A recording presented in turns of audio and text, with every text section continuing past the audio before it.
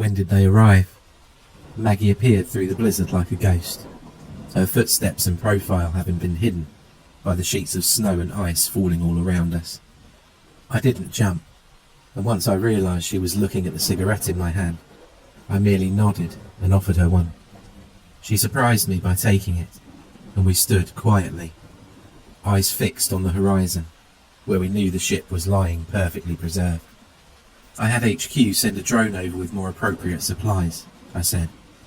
So we're definitely staying then? Sebastian must be beside himself, Maggie replied, following it up with a quiet chuckle. He's certainly looking itchy, I replied. But personally, I'd be fine never looking another piece of suet in the eye. After torture, she groaned, shaking her head. I've been jogging 10 miles every morning since I was 17, but these last few days have been something else. He just thrives off it though, doesn't he? It's his shtick, I replied. What he does. He only agreed because he thought we'd never find the damn thing, and it'd be 2 weeks of solid trekking through Arctic winter. But he has his own fundraising to do, and he needs to work up interest with littler treks like this one. 5,000 calories a day, Maggie said. I don't know how anyone could do it for fun. Well, at least the new supplies are better suited to camp life. Plus, I gestured with the cigarette in my hand as it burned down to the final few embers. We can slip in a few little amenities now that we don't have to haul every last pound behind us. Maggie took a final draw and handed me the butt when she was done. I had an empty can of Coke I was using to keep them in. The ice is safe, she told me, dropping a bomb like it was nothing. In fact, it's a few miles thick. We've just got the satellite data through and, well, it's quite intriguing. Why's that? I asked. It's not alone. There's something else a day's hike north. Hard, hollow, and big. I wanted to double check before I told you. It's certainly a very odd finding. Well, we've got the ship to explore for now, I said. If Sebastian feels like it, he can burn off some calories checking out the second signal. I watched Maggie disappear back into the grey wind before returning to my own tent. Sitting down on my cot, I contemplated the news she'd just delivered. My eyes drifted to the horizon again as I turned the words over in my mind. The ship was safe to board. The ship I'd spent years writing about, publishing papers on, researching. Hell, there was a scale model of the damn thing in my living room as a young postdoc. The pinafore was lost with all hands during a barely discussed attempt at finding the Northwest Passage. Standing at 80 feet long, it was a caravel, and thus one of the first European ships capable of oceanic crossings. I'd spent years postulating it was still frozen in the ice, just like the infamous ghost ship, the HMS Terror, a comparison I happily played up after the success of the fictional novel and TV show, based on the lost Franklin expedition. One wealthy benefactor later, and I was equipped with more money than my whole department had seen in years, along with the testy but experienced guide, Sebastian. And somehow, against all odds, we found it after a brutal 7-day hike. Ever since I'd first spotted the mast from miles away, I'd been vibrating with barely contained excitement. Knowing it was out there, just waiting, well, I had no hope of getting to sleep. I stood up from my cot and grabbed a torch, but kept it off, letting my eyes adjust to the dark as I checked camp for any signs of life. Certain I was alone, I began my walk. It wasn't a long way to go. We'd camped a few 100 meters away to keep clear in case the ship was at risk of cracking the ice. Unlikely as that was. Still, it was dark, and I got turned pretty bad after a few minutes. Even with my torch, I started to feel the first twinges of panic, but I kept at it until, after 20 minutes of nervous fumbling, I finally saw the mast once more.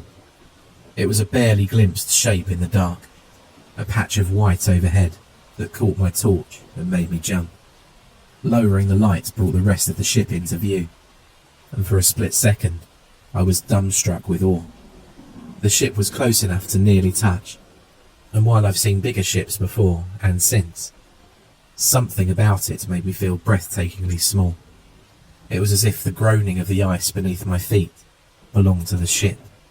and not the weather, like it was some great nautical beast crying out to me. The ship had left shore in 1543 and never returned, and yet the word pinafore was still written along its side, engraved in gorgeous detail on a plinth as long as I am tall. And right there, just a few feet away, was a ladder that gave entry. I tried the wood and could have cried when I found it held my weight. I got 2 rungs up before I fell back down and bloodied my lip on the hull. I didn't let it stop me. Even as the weather threatened to freeze me to the spot, I clumsily forced my way overboard and collapsed onto the deck, shouting my laughter into the blizzard. No one would be able to hear me anyway. The ship was like black volcanic rock, encased in glittering ice. Here and there, bits of rigging and wood jutted out. So cold I'd imagine it would tear the skin right off my hand if I touched it. I marvelled at the sight of it all, and made a slow and deliberate circle of the deck, letting out a tremendous laugh of joy when I saw the helm was still intact, wheel and all. I thought I would stop there, but as the minutes ticked on, it wasn't enough. And when my foot caught the trap door that led to below deck, I found my hand moving towards the latch before I'd had a single conscious thought. It wasn't easy to open, taking maybe an hour or 2, but all things considered, it wasn't as hard as it ought to have been.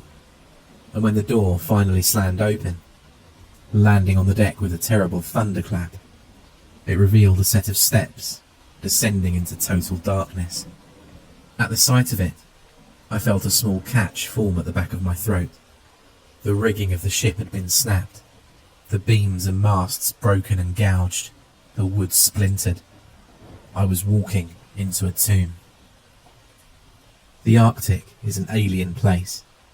The geography profoundly different to what we're used to. Great obelisks of glistening white rock rise meters into the air. Walls of snow lie ready to collapse, and a landscape rendered in pure blank white appears to the human eye as faintly abstract, almost surreal. The ground is not solid rock, but floating ice, and below it lies one of the most hostile and unknown oceans in the world. An ocean that is forever, ever cut off from sunlight. I took one last look around at the starlit deck and descended into the ship, the roaring wind fading to a whistle as I ducked below. The stairs led to a small hold with a single corridor that carried on to the fore of the ship, where I knew I'd find the captain's quarters. My intention was to head right there and ignore the little things along the way, except what lay in wait for me in the hold was no little thing. I screamed when I first saw the head. It was a gaunt, eyeless, leathery thing, twisted into a frozen grin of pain. A gnarled hand reached out towards me, and I let out another shriek and fell backwards, sending the torch spinning out, where it finally settled on the monstrosity before me. The scream died as I realised slowly that the thing wasn't moving, and it wasn't a single thing. A dozen heads lay crammed together, arms and fingerless hands shoved out in awkward angles, as if they were desperately groping for something that lay just out of reach. It was a pile of bodies, their limbs and torsos interwoven in a bone-breaking display of torture and mutilation. I let the mortal terror drain away, but lost all desire to stay for a moment longer. I grabbed the torch with quivering hands and turned back towards the way I came. That was when the hatch slammed shut, and I found another scream of terror rising in my throat. "Couldn't have called me?" Craig said, as I sat shivering under a foil blanket. I was clutching a small cup of hot chocolate, which Craig supplemented with a shot of brandy when no one else was looking. I thanked him with an appreciative nod. "You know I would have given anything to be there with you," he added. "Then you're as stupid as he is," Maggie said, stepping down onto the ice as Sebastian started to follow her. "If I hadn't wanted another cigarette, I would never have realised you were missing. You'd have been trapped in there all night with that thing." Craig looked at Maggie and she nodded. "Oh my God," he said. "I've got to go look." "Let him," I said. just as Maggie went to stop him. She rolled her eyes, but let him go, and Craig rushed off, catching Sebastian just as he took the final step down from the ship. "This could have gone so much worse," she said, expecting no reply. I imagined that would be the end of the matter, and I looked up eagerly when Sebastian sidled up to join the conversation. "I owe you a bit of an apology there, David," he said, looking a bit too pale around the edges.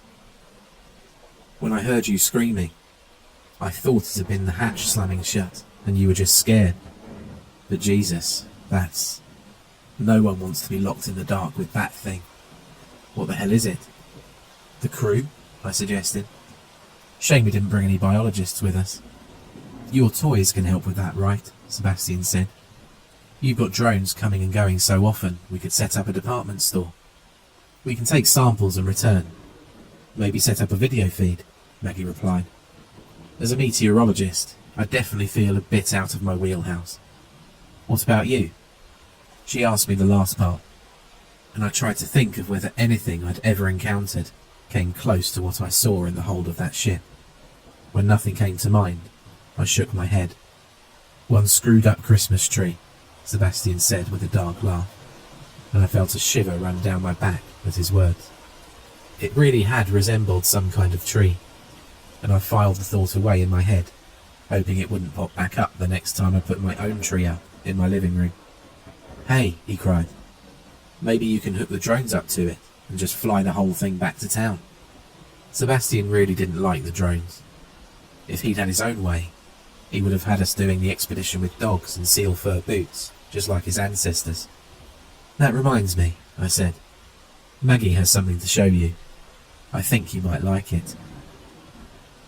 We were told the worst thing to do was to touch or move it, so we didn't. The mountain of frozen flesh and withered bone was obscured from view with some makeshift curtains Craig threw together, and we carried on working like it wasn't there. Craig and Maggie took photos and made an inventory of every object we could find, carefully labelling and categorising each tong and blade for later expeditions. I tried to pore through these items to find something that might give us a clue to the ship's final fate. A dozen or so men crewed the ship in its prime, including a surgeon, a cook, a smith, and a cartographer. We found faded broken letters that spoke of mothers and wives, small figures sculpted from whalebone, and ancient bottles of home-brewed spirits stashed away under pillows. The ship's surgeon and resident scholar even had quite the collection of shells that he'd carefully labelled.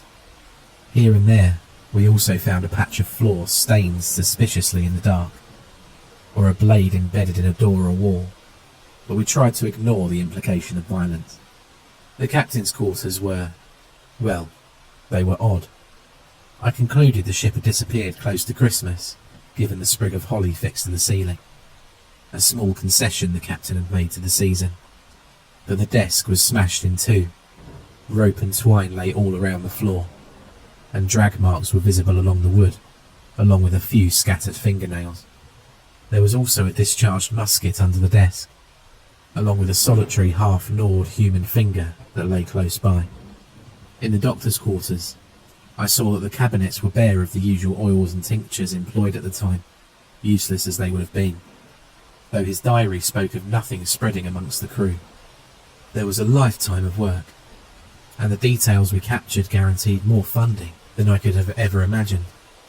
We had our ghost ship, we had our thrilling and creepy details, and we had one great big inexplicable pile of corpses that would boggle some of the greatest researchers in the university.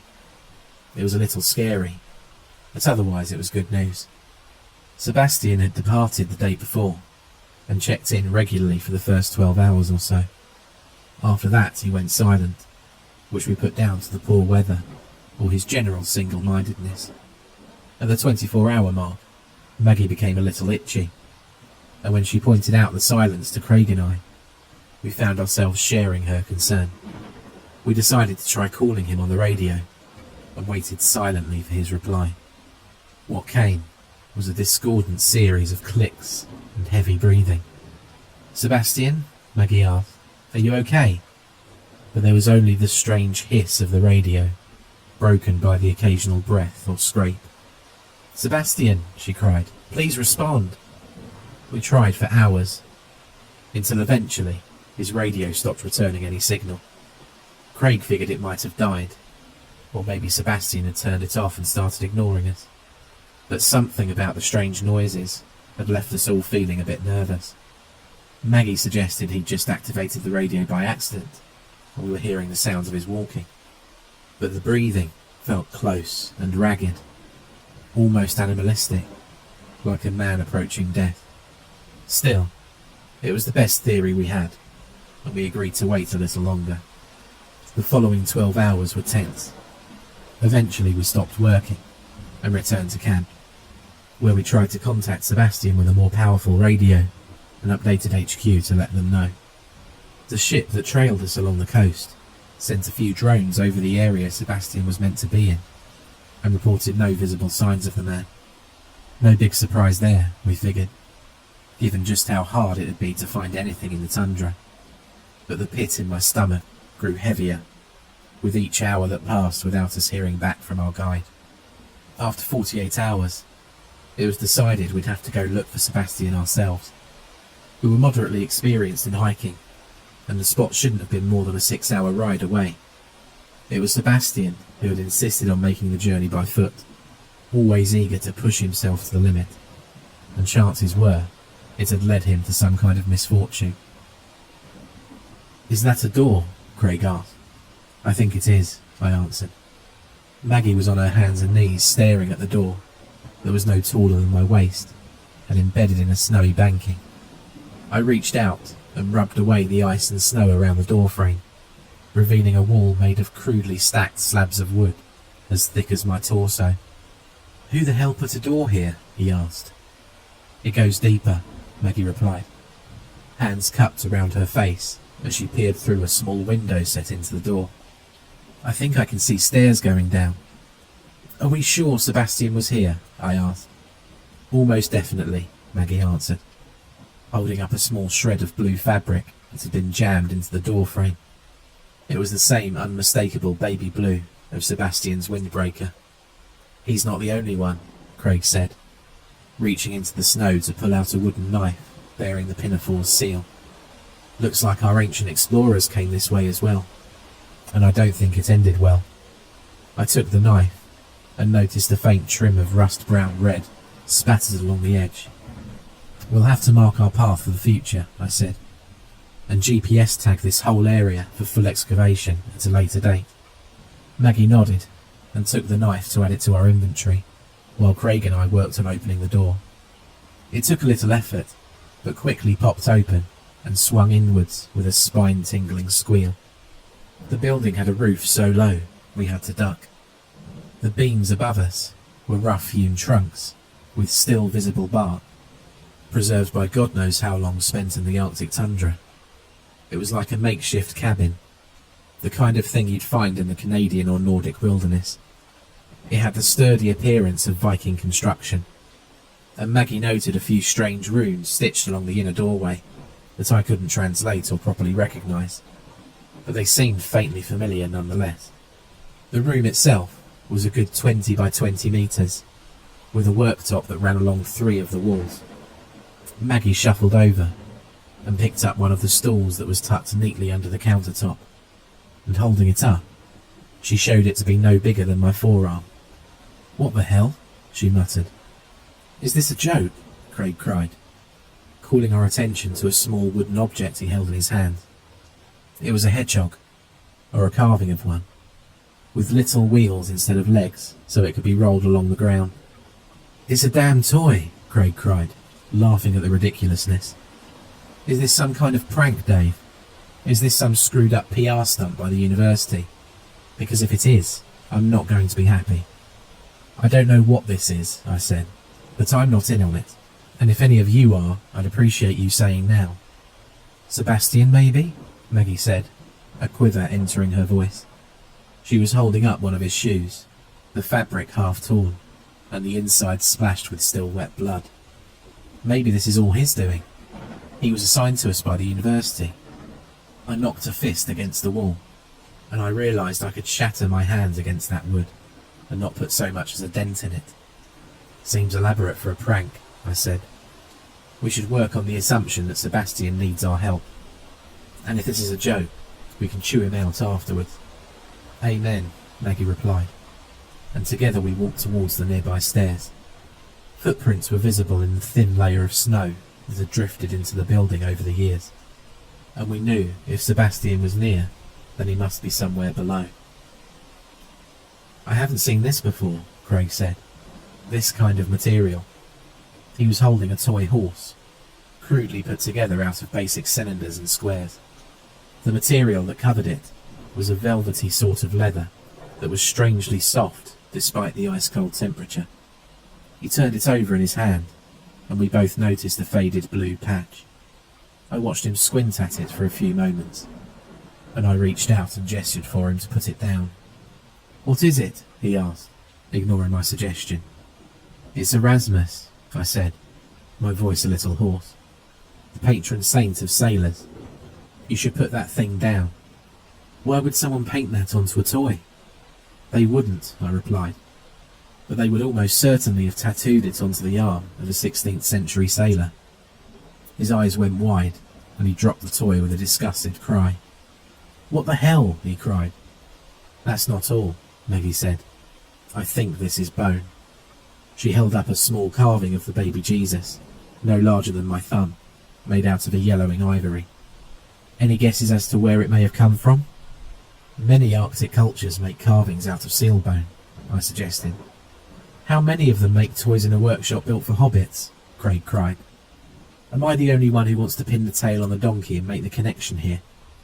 Do you have any ideas? Maggie asked, looking over towards me. I shook my head. Maybe an old European colony, I said. Someone came out here to try and, I don't know, some religious fanatics maybe. Someone who wanted to recreate the myth. Out of human skin, Craig asked. And where the hell is Sebastian? The floor we were on was a lot busier than the last, crammed full of desks and tools for woodworking and carving, many of which lay strewn about the floor. Somewhere below us, the walls must have collapsed, and that was where the ice was coming from, as the snow that covered the floor was noticeably thicker here than above. We found no obvious sign of Sebastian, except for some signs of disturbance amongst the snow that led, once again, to another set of stairs descending into darkness. That bodes poorly, Craig muttered. Sebastian's ice pick was embedded in the floor, up to the hilt. A few strands of hair were still threaded around the blade, along with some coils of rope, identical to the kind in the pinafore. As does that, Maggie said, gesturing to the Christmas tree. Not only had the toys in this part of the building grown more demented, but an ancient withered tree stood, dominating the centre of the room. Its limbs were decorated with withered black prunes and charcoal rope that would have been familiar to anyone who's seen what centuries of decay can do to frozen human remains. The baubles were organs, the tinsel intestines, left out to freeze dry over centuries of exposure. One of the baubles, however, was fresh, making red velvet slush of the ice below. What is it? Craig asked. I think it's a kidney, I said. Steam was rising from the dripping piece of offal that sagged from the tree branch. It's still warm too. The eyes on that doll, Craig said, swallowing nervously in the cold. Do they look familiar to you? I turned to the toy he was staring at. Its haunted face lit up by the intense beam of the torch. Its expression was remarkably well carved, seeming almost lifelike, were it not for the obvious coloration of hardwood. The eyes, however, were far too human, and the irises a crystal blue that was, indeed, quite familiar. Unable to ignore his curiosity, Craig reached out and gently poked the glassy orbs. Only they weren't glassy. They were soft, and Craig's finger came away with a faint trickle of viscous fluid that lingered on his skin. They're still warm too, he gagged. Oh God, they're his. They have to be. We did, eventually, find Sebastian. He was alive, in a sense, although on his very last breath. He'd been cracked open like a turkey and left to air in the freezing cold. His skin and bones were pulled apart with expert precision, his face a pallid mask of terror. He was conscious, but could only wail and cry. Blinded and terrified, he initially tore his hand away when Maggie reached out and took it. He was naked, seconds away from freezing to death, and Craig almost draped his coat over him instinctively, but stopped at the realization it would be resting directly on top of his exposed chest cavity. He was alive for no longer than a minute as we crouched there. He didn't speak, no matter how often we asked our desperate and frightened questions. The only sense we got of what he was going through was the relief that passed over his face when he finally died, as if he had woken at last from a terrible nightmare and was free of the terror. "I thought old Nick was a saint," Craig said, wiping the snot and tears from his face after we'd all had a good cry. "If this is his workshop, it's a pretty messed up place. Could be some lunatic who settled up here," Maggie said. "Some serial killer with a demented Christmas fixation." "Doesn't explain the sailors," I replied. "The knife by the door, the tree, the toys so clearly made out of their remains. How could that be a serial killer?" "So what are we saying exactly?" Craig asked. "Santa's elves went off the straight and narrow? Is that it? What the hell does any of this even mean?" "Does it matter?" Maggie replied. "We need to get Sebastian back to base camp, and then we need to get out of here ASAP. Sebastian might not be an option," I said, looking over at the still steaming remains of his corpse. "I don't know about you, but I don't want to spend another second longer in this place. And as awful as it might seem, we have to weigh up our responsibilities to the dead against our responsibilities to the still living." "You mean us?" Maggie said. "Yes," I nodded. "I mean us.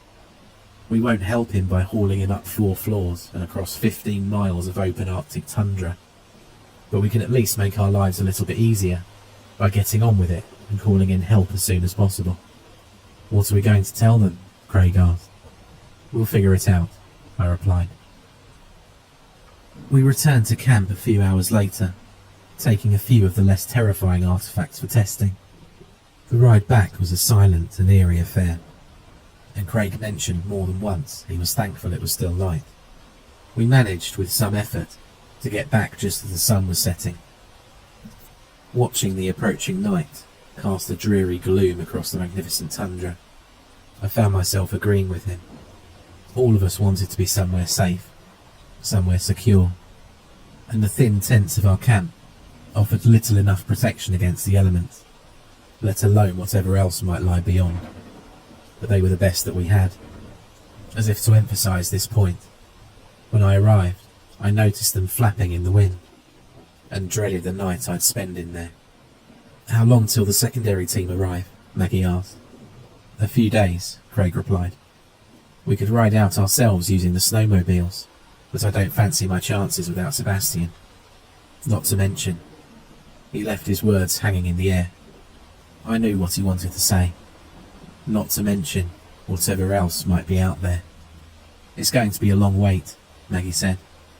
"It is," I replied. We all spent the night in the same tent, listening to the storm pick up, until it felt like we were an island, alone in the endless dark. At some point, we were woken up to the sound of something outside, and we waited carefully until it stopped. I don't remember when I fell asleep, but it must have been late. I couldn't have slept more than a few hours before Maggie was shaking me awake to the blinding light of morning. "David," she cried. "Craig's gone. He's gone. I can't find him anywhere." I threw myself out of my sleeping bag and crawled out of the tent. In one swift movement, I took in the destroyed equipment and torn open tents. Something had come sniffing through our camp, and it hadn't stopped looking until it found what it wanted. "Do you think it was a bear?" Maggie cried. "With the ice shelf melting, they're coming farther and farther inland every year, and there have been more than a few." She stopped when she saw me bend over and pick something up. I held it up for both of us to see. A piece of rope made of rough-hewn twine, unlike anything we'd brought with us. It was an exact copy of the kind I'd found lying around the pinafore and on the floor of the workshop, except this one was stained with a bright red patch of blood. "Damn," she whispered. "Where do you think he went?" The storm had cleared up, and the morning air was so crisp we could see the mast of the pinafore all the way from camp. "You don't think?" "I do," I said. "Look, the snow is disturbed. Maybe if he was lost or confused and got lost, he might have relied on the markers we left to find his way to the ship." "You know what Craig would say right now, don't you?" Maggie asked. "He'd say that's a load of rubbish." "Let's hope he'd be wrong," I replied. We were halfway there when we found the box. It had been gift-wrapped and left alone in the middle of our path, its top clear of snow. Small footprints, the size of a child's, led away from it back towards the pinafore. "This is too weird," Maggie said. I bent down and noticed the name tag etched with meticulous cursive. "Wilkuma Geowinius," it read. "Welcome, old friends," I said, doing my best to translate. "It's Old English." I pulled on the twine that bound the plain brown paper around the box, and the whole package unwrapped with elaborate ease. Each face of the box fell down one by one, and Maggie let out a terrible cry. "Oh God," she shrieked. "What the hell?" It was Sebastian's head, his mouth stuffed with blood-soaked straw, while his hollow eyes glared at us with terrible pain. "Craig!" Maggie cried, her hands cupped around her mouth as she yelled into the open door of the Pinafore's deck. "Craig!" There were no more gifts lying in wait for us aboard the ship, and no sign of our friend on the deck. At one point, I nearly told Maggie that he was probably in the hold, where it would be safe and warm, but the words died in my throat. I couldn't keep clinging to such a hopeless idea. "Come on," I said weakly.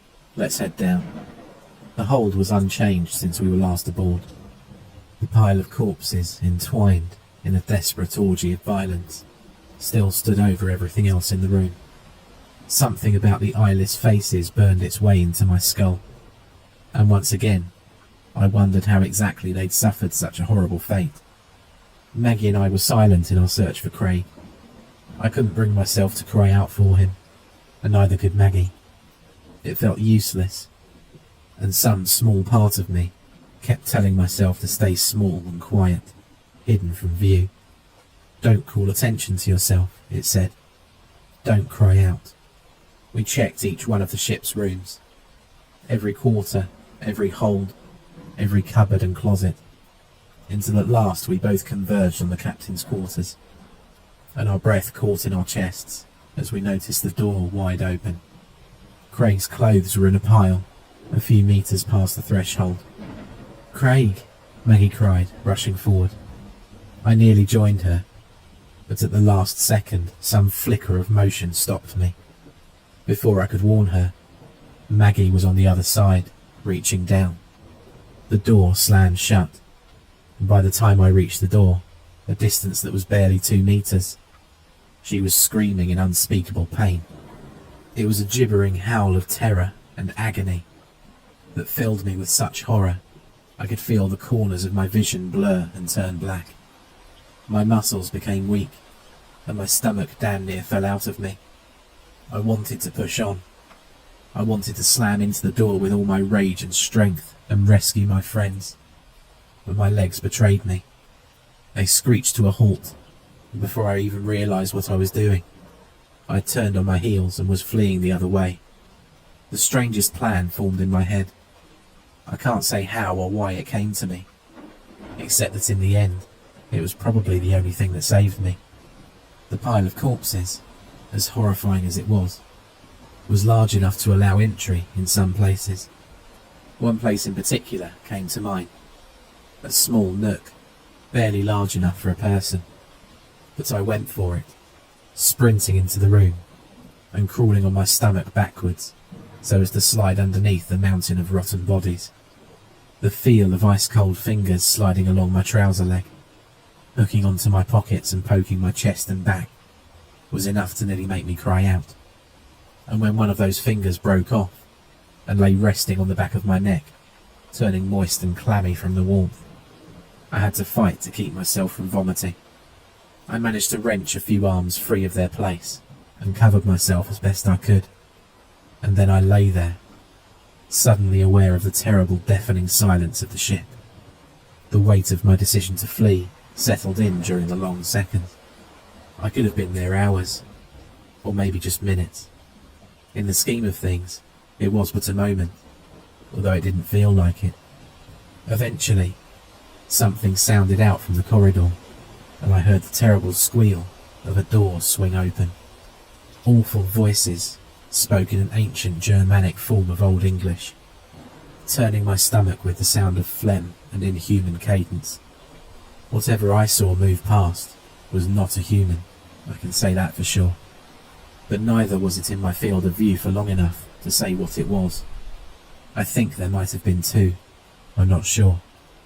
I may have blacked out, because the next thing I remember was Maggie's face glaring at me with terror.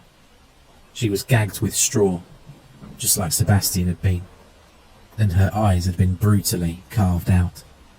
Except unlike Sebastian, she was sweating and shivering, occasionally letting out a small trembling cry of confused pain. I know it's impossible, but I swear she was looking at me. I swear she knew I was there.